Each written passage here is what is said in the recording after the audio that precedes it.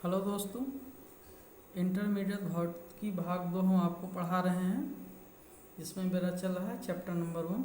इसके पहले के लेक्चर में मैंने आपको कूलाम का नियम बताया था और वीडियो अधिकतम हम 9 मिनट 8 मिनट का ही रखते हैं, तो ताकि आपको पढ़ने में ज़्यादा दिक्कत ना हो। छोटे छोटे लेक्चर देखते रहिए।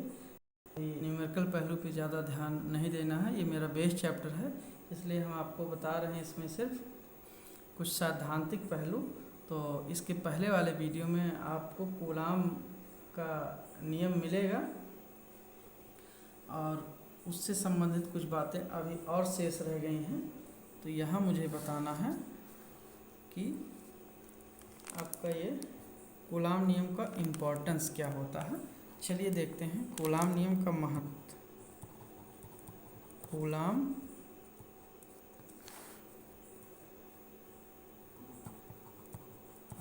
नियम का महत्व क्या होता है।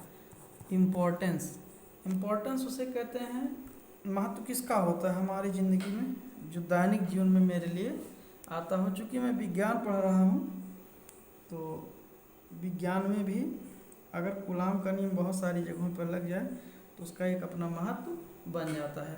तो पहली बात जान लीजिए कि कूलाम नियम छोटी दूरियों से लेकर के और अति छोटी दूरियों तक है।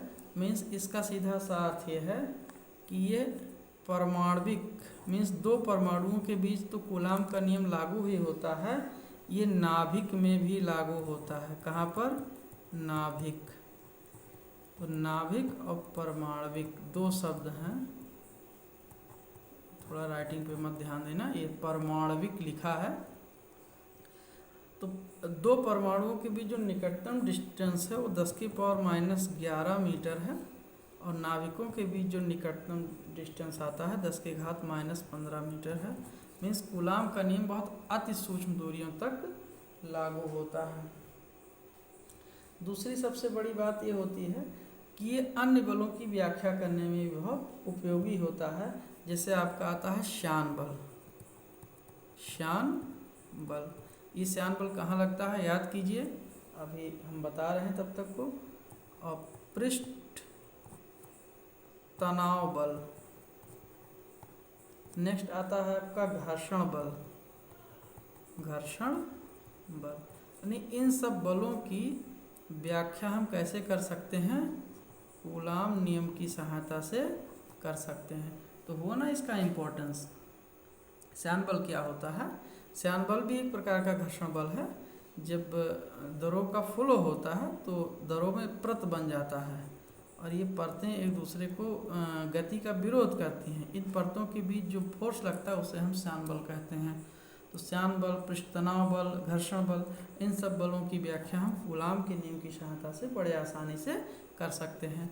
और एक सबसे इम्पोर्टेंट चीज़ होता है कि हम पढ़ते हैं कि F = 1/4πε0 Q1 Q2/r²। ये हम निर्वात या वायु के लिए बोल रहे हैं, इतना आप ध्यान रखिएगा। तो ऐसी दशा में यहाँ जो 1/4πε0 है, इसका मान होता है 9 × 10⁹ Q1 Q2/r²। तो इसका जो फैक्टर है 9 × 10⁹, ये अपने आप में सबसे बड़ा है। तो अगर हम इसकी तुलना करें आपका इससे ग्रेविटेशनल फोर्स से, गुरुत्वीय बल से, तो ये बहुत हैवी फोर्स है। आप ग्रेविटेशनल फोर्स में देखेंगे तो F बराबर क्या होता है? G m1m2/r²। यानी यह नियम भी आपका दूरी के वर्ग के व्युत्क्रमानुपाती है, यह भी आपका दूरी के वर्ग के व्युत्क्रमानुपाती है। यानी कूलाम नियम भी व्युत्क्रम वर्ग नियम का पालन करता है। और आपका यह नियम भी, गुरुत्वीय नियम भी आपका दूरी के वर्ग व्युत्क्रम नियम का पालन करता है। बट यहाँ ये फैक्टर 9 × 10⁻9 है और ये फैक्टर कितना जा रहा है? 10⁻−11 का, यहाँ घात ही आपको बता रहे हैं। तो ये माइनस में है, ये प्लस में है, तो इसलिए सबसे हैवी फोर्स आपका कौन सा है? कूलाम बल ही है ग्रेविटेशनल फोर्स की तुलना में।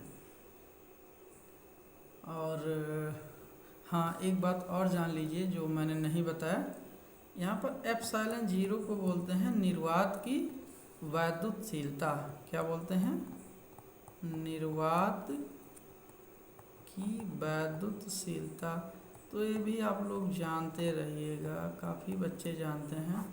इसके विषय में क्या प्रलाप किया जाए, और अगले लेक्चर में हम आपको इस पर 2-3 न्यूमेरिकल्स देंगे और फिर आगे बात करते हैं। Thank you.